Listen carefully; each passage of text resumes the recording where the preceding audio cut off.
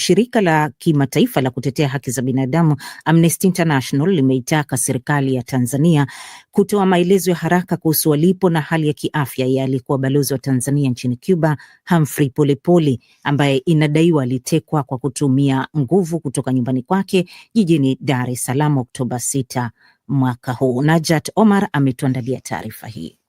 Ripoti iliyotolewa na shirika hilo imeeleza kuwa serikali ya Tanzania inapaswa kuhakikisha usalama wa Polepole na kuwachukulia hatua za kisheria waliomteka kwa mujibu wa taratibu za haki na uwazi.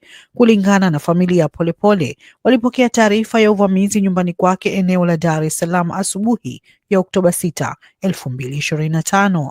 Familia walipofika walikuta mlango umevunjwa, nyaya za umeme zimekatwa na damu nyingi zikiwa zimemwagika ndani ya nyumba.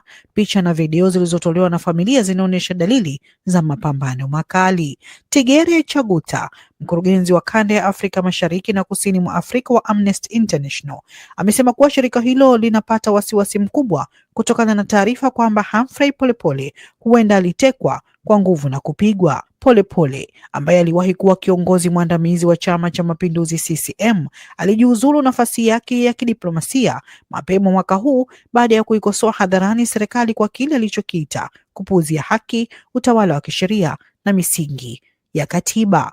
Familia ya Polepole iliripoti tukio hilo katika kituo cha polisi cha Mbezi tarehe 6 Oktoba, huku wakili wake akiwasilisha ombi la kisheria la kuitaka mahakama, ikiwa imemweka kizuizini, kumpeleka mahakamani ili mahakama iweze kuamua. Familia ya Polepole imeiambia Amnesty International kuwa wakati wa uchunguzi wa polisi, maafisa walichukua baadhi ya vitu kutoka nyumbani kwa Polepole, ikiwemo mashine ya kuchapisha na sanduku la kuhifadhi vitu vya thamani. Msemaji wa jeshi la polisi David Misime alisema Polepole aliitwa katika idara ya upelelezi ya makosa ya jinai DCI kufuatia tuhuma zilizotolewa mtandaoni, lakini hakutekeleza wito huo. Mamlaka zinasema zinaendelea kuchunguza ukweli wa madai ya kutekwa kwake. Taarifa hiyo ya Amnesty International imesema kuwa vyombo vya usalama nchini Tanzania vimekuwa vikihusishwa mara kwa mara na matukio ya watu kutekwa kwa nguvu, huku kukiwepo watu ambao hawajulikani walipo.